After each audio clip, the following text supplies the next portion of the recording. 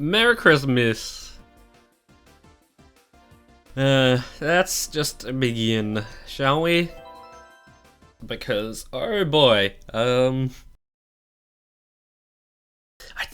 definitely want to say that out of the two, this cup is probably my favorite. Although, that being said, the fact it has this horse in it is probably a big factor. In fact, I want to say the only disappointing thing about this wave is Alpine Pass, just ever so slightly, and well, this is now a full-on traffic course because what the fuck is up with just a random person just taking first? Like, what the fuck? I definitely want to rewatch that in editing because, like, what the fuck? Yeah. In Berlin Byways 3 was Tor's very first traffic course. Also, much like Alpine Pass before it, this course this course has a bit of a history in Tor as out of all the city courses, it was the first to get its variants released out of order. Although I want to say they did that just because, well, of course, because 3 was a traffic course, and 2, the version that was released first, is the most interesting, or the most interesting to drive, but 1 is the most interesting when it comes to the theming, because saving the best for last, I suppose, we will be driving along the Berlin Wall. I'm not entirely sure why, but they decided to give, okay, wow. Yeah, also, yeah, Thorms are here. I definitely want to say that was a deciding factor of why they, delayed Berlin 1 and released 2 instead. Although that being said, one thing I am kind of disappointed that didn't make it into this one is, I forget which routing it is specifically, but I want to say it's a version of 2. At least I want to say it's 2, where I want to say it's the monorail line. You go through that, and I want to say that, like, that's probably the best variant of that one. Although I definitely could be biased. Also, I'm not entirely sure why they went with, like, a classical EDM or classical dubstep version. Although that being said, like, I've only been to Berlin, like, that's the only thing I know about Berlin. Despite taking German for a year, I barely remember any of it. No, I don't remember anything. Also, speaking of... Not really speaking of renovations, because that wasn't on the topic, Peach Gardens got a bit of a renovation, and I want to say that, I definitely like this version much more than the original.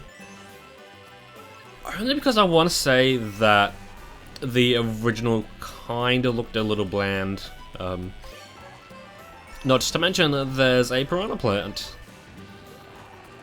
For some reason, Peach has been growing piranha plants, or at least I want to say that's intentional, but I get the feeling that it just could have been like weeds. So I'm not entirely sure why they decided to block off the roundabout here. Like in Tor, you can either go around the short way to kind of guarantee, like, to kind of secure a placing, or go the long way around for a scoring opportunity because they have so nice. There's speed ramps or like speed panels there. Probably not the first time I said it, probably isn't going to be the last, but I really hope the next Mario Kart game has a score maintaining feature like Tour does. Because man, once you've raced, like, once you've maintained a combo, like as you race for first, just racing for first just doesn't seem as interesting just anymore. Also, yes, we are now going back through the end. Because I want to say, as best as they could have, they seamlessly mixed the reverse and normal variants of thingies, of Peach Gardens. Although that being said, I'm kind of disappointed that there's no mention of I want to say it's the reverse trick variant, because for that one, also nice, you fucking monkey. For that one, they included they have travelators. I want to say they have travelators along the path, which I mean kind of is a little bit weird considering that it's like it's supposed to be a garden, but like, yeah, you know, whatever. Also, depending on the variant, that piranha plant at the end there isn't always going to be a piranha plant. Sometimes I want to say it's a Patu plant. I want to say that's its name. I could be wrong. From 3D Land. Which, now that I think about it, like, that's definitely one of the odder Mario enemies. Also, yes, now when you're racing through Santa's factory, actually something I definitely wanted to mention now, I am very surprised at what characters they've chosen to have Christmas-themed ults for Tour. Because of course there's Mario, mostly because of him having a costume in Odyssey that is Santa-themed. There's Daisy, which I'm kind of surprised about because, like, normally if there's a sort of theme for an ult, Daisy's usually the last one to come for that thing. But no, she was one of the first. Although that being said, I want to say that she didn't debut in the holiday themed tour. She was the tour before it, I want to say. And then in 2020 we got, actually no, before that, there's Reindeer Yoshi, which is nice, but yes, it's there. There's, of course, and then, yeah, in 2020 we got Santa Bowser, which I definitely want to say, regardless of what ends up happening, I definitely want to have him on the thumbnail for this one. In fact, if everything goes to plan, yeah, let's talk about that all before anything else. Along with Hello Daisy, they released Waluigi Boss Driver, which is slightly holiday themed, just ever so slightly, because I want to say instead of having green plaid pants, they had him in red, sort of thing. Again, only because I want to say that it was like nearing the holidays, like that sort of thing. Like that's why they did that. And technically holiday themed, but more so just winter themed, is Wintertime Peach, mostly because it's a costume from Odyssey, so it just had to. And very, very recently was Wintertime Larry, which is a little bit historic as it is not only the first Koopaling alt in Tour, but he also happens to have the coin box item, which is the best item in quotation marks, as it's technically the meta in Tour, but I want to say like any other of the good items in Tour would probably be better suited to him as just because of how the game works. The larger hitbox you have, the better the coin box would be, like that sort of thing. Like I want to say that one of the courses that Larry has, or Wintertime Larry has, isn't the he's not the best driver for that one. Because he shares it with Gold Charging Chuck, or Golden Chuck as I like to call him.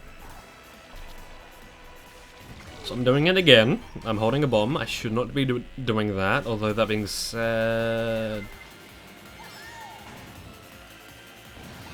I guess I could just do that. Just not even mentioning the track I'm racing on. Okay. Ever so slightly frightening. Yeah. I want to say the only part about this course I don't like is the fact that there's no ramp up here. Because I really loved in 7 just jumping off the very end of the lap and just cruising on down, just flying down and just like taking a bit of a shortcut. Although that being said, I don't think it was much of a shortcut. But I mean, it makes sense. Like, it makes sense of why it wasn't in Tour, because, you know, the whole, auto-steering thing, but for them to not include it in this one just definitely feels weird. Not to mention, I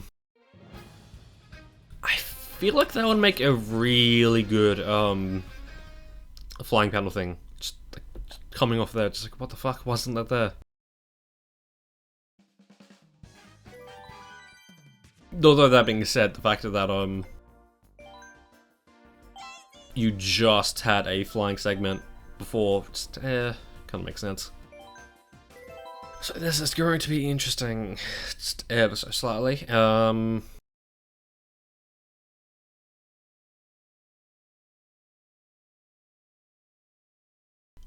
know what? I think I will play the Tour version, because they kind of smooth things out for this one. In Tour, it kind of goes a much more, like, it's much more hardcore, I want to say. So hello, Larry.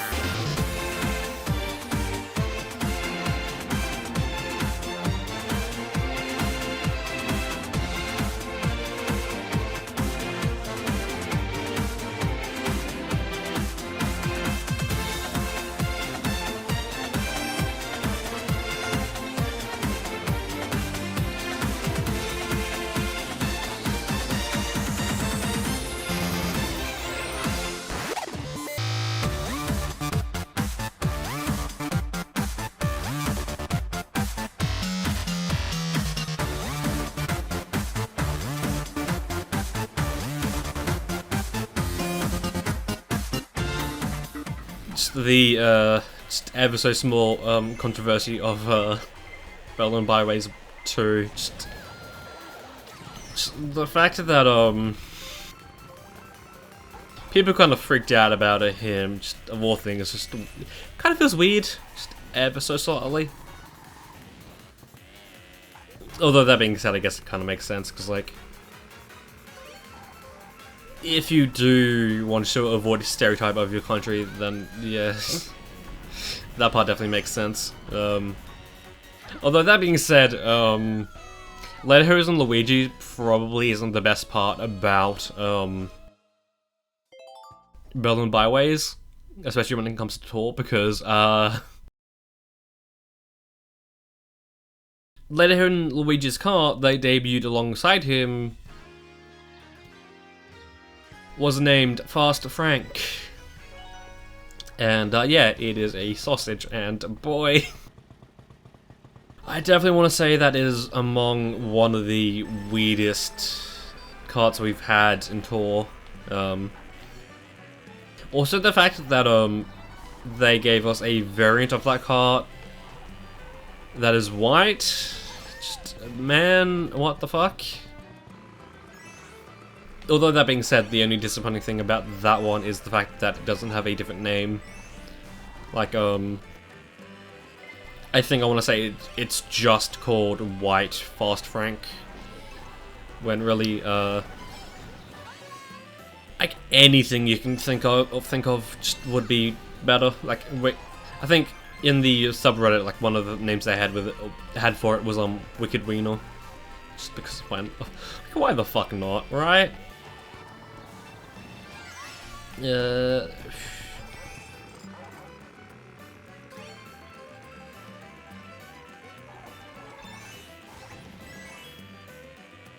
Maybe that part there was kind of like a little bit too big, like that sort of thing. Cause like it definitely feels a little bit weird, just ever so slightly. Also, you.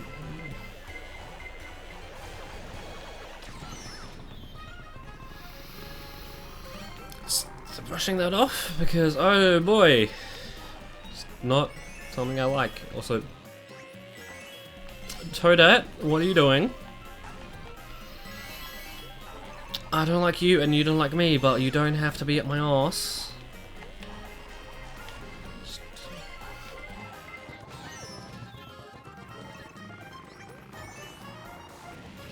Where exactly? She's like a good way behind me, like a decently close, I want to say.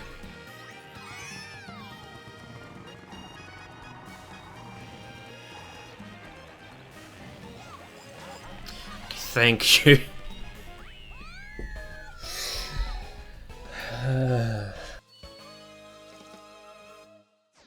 The streak continues. Alright, Merry Mountain. I think I'll go silent for like the first, the second and third laps, maybe. Yeah. Although that being said, like I barely remember the tour version. Although that being said, I think out of all the new themes to tour,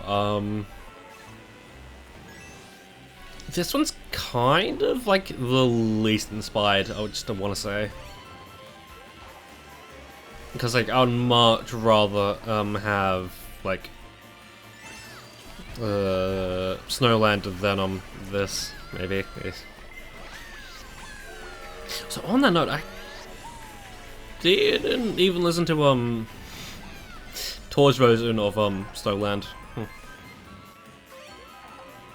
Yeah. Although that being said, I guess it's kind of just because of like how much I play Tor. Like listening to the music isn't really one of the things I like doing. Yeah. Like I would much rather prefer listening to my own music than just having the music on repeat. Yeah. Although, like, I think this part here is, like, pretty cool.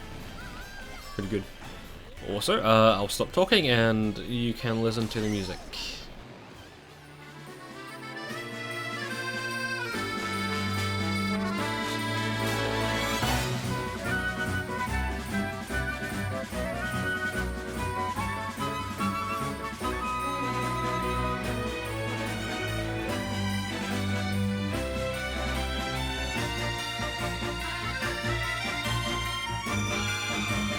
Are you fucking with me right now?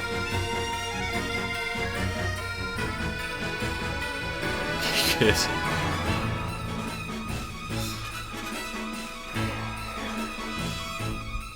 Like, you know, they allowed us to make custom item sets, but like, that shouldn't mean that, like, everything is completely out of whack now, right?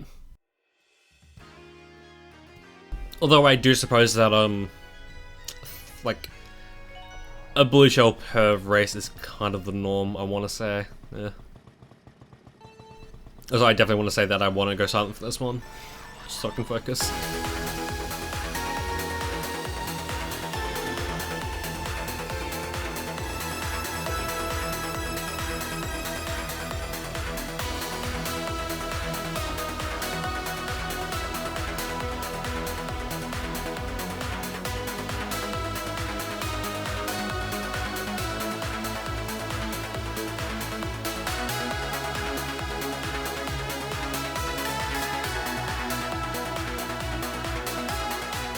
If you didn't know, and something I'm really kind of disappointed that it's not really touched on a lot about this one, the version that plays on the moon is a remixed version of Double Dash's Rainbow Road.